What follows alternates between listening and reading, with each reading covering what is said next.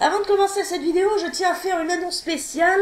Je tiens à dire que je déménage, donc je serai sans doute je serai sans doute absent sur YouTube pendant une très courte durée.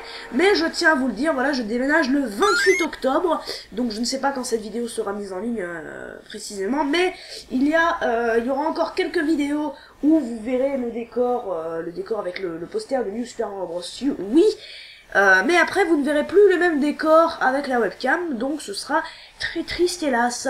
Et ensuite je tiens à préciser que ce que je fais comme vidéo est un nouveau concept que j'ai pas du tout annoncé nulle part, que ce soit sur YouTube, sur Facebook, sur Twitter, même sur Insta.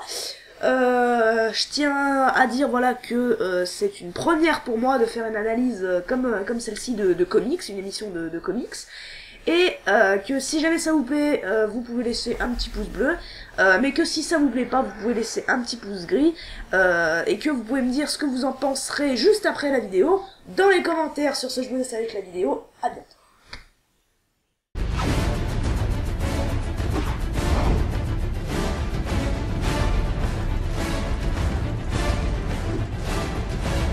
Salut à toutes et à tous et bienvenue dans la Comic Series.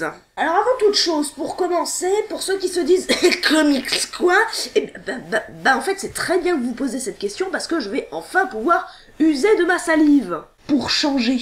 Alors, Comic Series est un mot totalement inventé d'un génie du 21e siècle du nom de BMX33 me semble-t-il, qui est une contraction des deux mots comics et analysis. Parce que croyez-moi que je vais pas me faire chier à dire comics analysis à chaque vidéo parce que ça me gonflerait beaucoup. Analysis est un mot venant du grec ancien voulant dire analyse, qui est un synonyme de beaucoup d'autres mots comme étude, comme les études des sciences par exemple, qui sortent aussi souvent qu'une bonne décision de François Hollande. François Hollande dont le surnom est Flamby. Flamby qui est un flan avec du caramel, caramel d'ailleurs fabriqué avec du sucre. Sucre qui serait, selon certains dire, très mauvais selon les scientifiques. Quel était mon point de départ déjà? Ah oui, les comics. Trop plus de merde, on enchaîne. J'aimerais dédier cette première comic series à un héros que j'adore depuis que je suis tout petit. Un héros qui est orphelin depuis son plus jeune âge. Un héros qui sauve la veuve et l'orphelin sans rien demander au retour. Qui inspire la peur à ses ennemis et qui en plus n'a aucun super pouvoir. Je parle du grand, du seul, de l'unique Non, je parlais évidemment de Batman, hein, Batman. Et putain, qu'est-ce qu'il y a plein de trucs à dire sur ce batounet. Mais comme je suis flemmard, et aussi parce que j'ai un petit peu envie de rester en vie, je vous propose plutôt d'étudier ensemble 5 points qui vous feront découvrir Batman, parce que les comics series, c'est ça aussi. C'est la joie de découvrir un super-héros que l'on connaît pas forcément par 5 points dans un format court, adapté à tous. Numéro 5. Batman a été créé en 1939 par Bob Kane pour DC Comics. Mais enfin, Gamix, tous les fans de comics le savent, ça. Ok, non mais, t'es qui en fait, toi? Moi, c'est le Féru, et je suis là pour te dire et pour t'expliquer que tout ce que tu es en train de dire là depuis le début, c'est-à-dire à peine 2 secondes, eh bien tous les fans de comics et tous les fans de Batman comme moi le savent, et que... Ah, mais remercie pas, tu sais, c'est pas la peine, j'ai l'habitude. Oh mon Dieu, mais qu'est-ce qui se passe? Bah en gros, je viens de lui tirer dessus et il souffre. Oh, combien que je souffre. Alors là, désolé, mais ça part vite cette merde, hein. On manipule sans précaution et puis d'un coup, bam, ça part, hein. C'est comme ça. Bon, ok, fermez tous vos gueules, vous sortez d'où là? C'est-à-dire que... mathématiquement parlant. Ok, donc déjà que beaucoup de gens sur les études des sciences disaient que je plagiais Link the Sun, maintenant on va dire que je plagie Mathieu Sommet. Putain. Bon, après ça, tu sais, c'est pas un problème, hein. J'ai une petite réserve de grenades à l'arrière, si tu veux, on peut tous les faire péter. Je regrette tellement ma schizophrénie. Alors ça, Gimmick, c'est pas une schizophrénie, c'est un dédoublement de la... L'intello a-t-il désormais fini d'étaler sa science? Ah, je t'aime bien en fait. Bref, reprenons. Batman a été créé en 1939 par Bob Kane, soit 1 an après Superman. Et alors? Eh bien, ça en fait le deuxième super-héros de tous les temps, le plus vieux petit génie. 77 ans d'existence, putain. De plus être en forme, les vœux croulants. Faudrait que quelqu'un l'achève. Avec un batarang, ce sera plus efficace que ton flingue. Non, croyez-moi que quand je parle de 77 ans d'existence, je ne veux pas dire que Bruce Wayne Wayne a revêtu le costume de Batman il y a de cela au moins 77 ans. Parce que croyez-moi que sinon, les combats contre le Joker seraient d'un ridicule poignant. Comme moi quand j'essaie de t'apprendre la racine carrée de 2, 8 chiffres après la virgule. Bien pire, très cher, croyez-moi, il y a eu autant de Batman en 77 ans d'existence de comics que... Le nombre de nourrissons que j'ai plongé dans l'acide avant de les battre à mort pour attendrir leur chair et de les manger tout cru. Le plus croquant, c'est les yeux. Tu es immonde. Numéro 4. Oui, c'est vrai qu'il faut mettre comme ça parce que sinon ça marche pas. Batman aurait eu le droit à 17 adaptations en long métrage à l'écran. 17 motherfucker adaptations en long métrage à la télévision. Mais pourquoi aurais-tu... Je te pose une colle, mon chou, et bien vois-tu, 2 projets sont morts dans l'œuf. Eh promis, cette fois-ci j'y suis pour rien. Tout d'abord, il y a eu le Batman de 1943. C'est un serial et toi, tu ne parleras pas. Oh mais non, j'avais amené mon pote Jack. Il attendra. Et maintenant, l'instant explication longue et chiante du Féru. Un serial, c'est un film à petit budget. Pour Batman de 1943, eh bien en fait ils en ont sorti un en 15 chapitres, ce qui fait beaucoup. Et d'ailleurs à cette époque, le méchant central se nommait Docteur Daka. Un méchant scientifique viré fou voulant contrôler l'esprit des êtres humains avec une machine qu'il a inventée. Ceci machiavélique. C'était l'instant explication longue et chiante du Féru. Ensuite, on a eu le droit à Batman et Robin. Non. Ce Batman et Robin, voilà, c'est encore un serial et encore en 15 épisodes. Comme quoi, y a pas que moi qui me répète. J'ai même pas envie de savoir de quoi tu parles. Après, on a eu le premier vrai long métrage de Batman en 1966, réalisé par Leslie Martinson.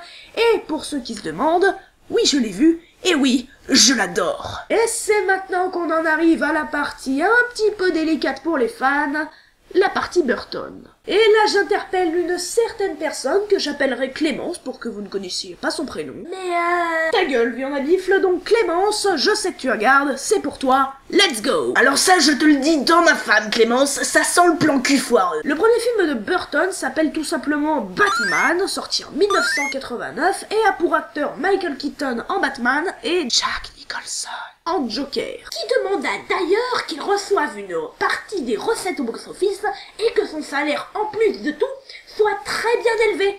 Résultat des courses, 50 millions de dollars. Toi aussi, apprends à devenir riche comme Jack Nicholson. Vient ensuite Batman le défi en 1991, un film que je considère presque aussi bon que Batman de 1989, où cette fois-ci Batman est de nouveau incarné par Michael Keaton, mais il devra cette fois-ci se battre contre Catwoman incarné par Michelle Pfeiffer et le Pingouin incarné par Danny DeVito. Oh oui, Catwoman, fais-moi mal avec ton fouet. On passe ensuite à l'ère catastrophique de Joel Schumacher qu'on va très vite oublier avec 2 films, Batman Forever et le légendaire et cultissime Batman et Robin, sortis respectivement en 95 et en 97, que je qualifierais de 2 mots chacun, plutôt sympa, énorme étron. Je confirme. Vient ensuite la trilogie Nolan avec Batman Begins qui est très bon, Batman The Dark Knight qui reste pour moi le meilleur Batman derrière Batman de 1989 par Tim Burton,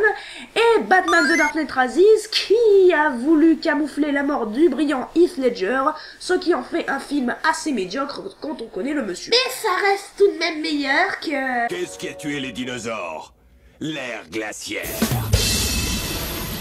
Et enfin, le dernier Batman filmé en date, Batman v Superman, que je n'ai toujours pas vu. Bon, un culte. Et pour terminer, on a les figurants, Batman contre le fantôme masqué de 1980, Dans la grotte de Batman de 2003, Son of Batman de 2014, et enfin le médiocrissime Killing Joke de 2016, adapté de la bande dessinée du même nom, je tiens à préciser. Ah mais, fait compter, ça fait que 15 là. Mais c'est à cause des petits poussins morts dans l'œuf. Bingo le psycho, et on va en parler. Pour le premier, il s'agissait tout simplement d'un 3e film de ce cher Tim Burton, qui se serait nommé Batman Continues, mais comme les adaptations de celui-ci étaient jugées trop sombres et pas adaptées aux enfants, la Warner a préféré faire ses gros FDP et donner la réalisation à Joel Schumacher. Dans cette adaptation, Batman aurait pu affronter l'homme mystère, Double Face et peut-être même l'épouvantail. Que des bons amis à moi. Pour le second, c'était Schumacher, le blasphémateur, qui a voulu sortir un 3e film juste après Batman et Robin, Cependant, vu les circonstances et les avis de ce dernier, je doute fort que ça aurait été une très bonne idée, et d'ailleurs, il a préféré ne plus jamais refaire de film Batman après ça. Et tu vois, ça c'est con, ça m'aurait fait une bonne raison de le torturer. Si ce film était sorti, l'homme chauve-souris préféré de tous aurait pu affronter Harley Quinn, l'épouvantail et le Joker ressuscité, incarné par Jack Nicholson, ce qui me fait rager quand même que ce film n'ait jamais pu voir le jour. Tout ça pour le Joker. Franchement, tu me déçois. Ouais, mais bon, c'est Jack, quoi. Numéro 3. Batman possède à l'heure actuelle 34 ennemis que l'on peut qualifier de classiques ou de récurrents, et en tout, 161 ennemis, bordel de merde.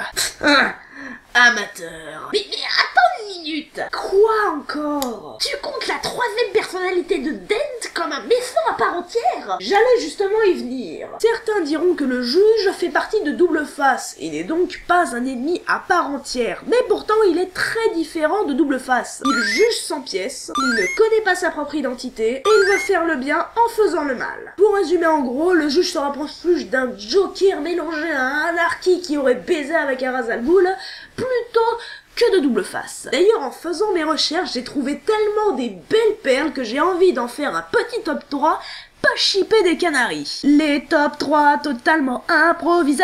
Numéro 3.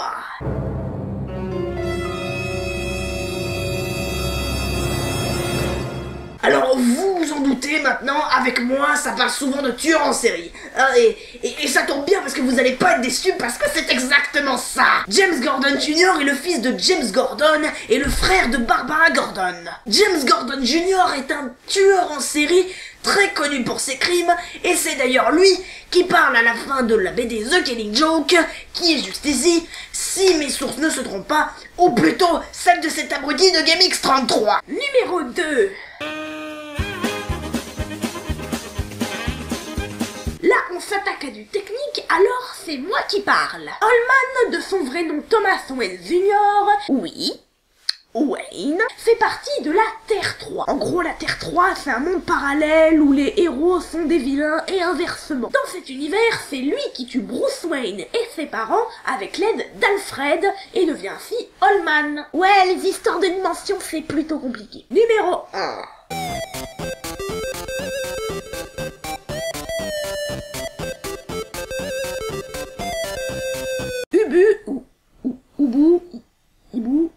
Bref, comme ça, et l'assassin personnel est aux ordres du grand Ra's al Ghul. Ce qui est marrant avec ce personnage, c'est que, c'est rien en fait, hormis le fait que ce soit plus une identité, un petit peu comme le Red Hood par exemple. Le plus célèbre fut Bane pour une très courte durée. Oui, Bane, la grosse masse de muscles, hein, on est d'accord. Numéro 2. Des affaires. Ta gueule. Le Joker n'a pas d'identité. On sait. Mais je sais qu'on sait, mais c'est pour établir une transition avec le numéro 1. Ah. Suspense. Mais le problème, c'est que je dois faire du remplissage avant, mais je sais pas comment faire, en fait. Bah, écoute, commence par dire que dans les comics, il n'a aucune identité, sauf dans The Killing Joke, blablabla, c'est la fête, sauf que ça compte pas, bref. Maintenant, je dis quoi? Bah, écoute, tu pourrais continuer par numéro 1. Batman trouve enfin l'identité du Joker. Tous ont essayé, mais seul lui y est arrivé. Batman a trouvé l'identité secrète du Joker. Oh là là, c'est bon, tu sais, pas besoin d'en faire tout un étron en bronze, quoi. Moïse, lui, il a coupé la mer rouge en deux, mais alors ça, mais tout le monde s'en fout royalement. Ouais, mais là, c'est le Joker, quoi. C'était le mystère de tous les mystères. Et non, vous ne rêvez pas. Batman, dans le dernier numéro de Justice League sorti en date, si je ne me trompe pas, doit s'asseoir sur le fauteuil du savoir pour le protéger du duo maléfique de ce numéro. Évidemment, no spoil. Il trouve comme solution pour le défendre de s'y asseoir et accède alors au savoir de l'univers et s'exclame, ouvrez les guillemets, je suis un dieu maintenant. Badass. Et la première question qu'il pose en étant assis n'est autre que, quel est le vrai nom du Joker? Tellement badass. Et alors que la réponse lui arrive dans son esprit, sa seule réaction n'est autre que non, ce n'est pas possible. Alors, c'est qui? Eh bien, seul Batman le sait. Quoi? Eh ouais, quand je disais tous ont essayé, je parlais aussi des lecteurs. Car bien que Batman soit le seul à savoir qui est le Joker, eh ben nous, on le sait pas, bien que beaucoup pensent à Alfred. Mais c'est impossible, voyons, il connaîtrait l'identité de Batman. Eh bien écoute, je pense que la solution la plus raisonnable n'est autre que laisser les abonnés en débattre dans les commentaires, juste en dessous de la vidéo. Et voilà, c'est déjà la fin de cette première Comic Series. Quoi? Déjà?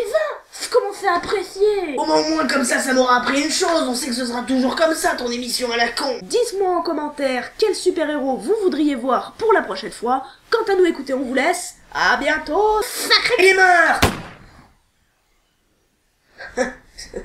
Ça part toujours aussi vite ce truc, hein.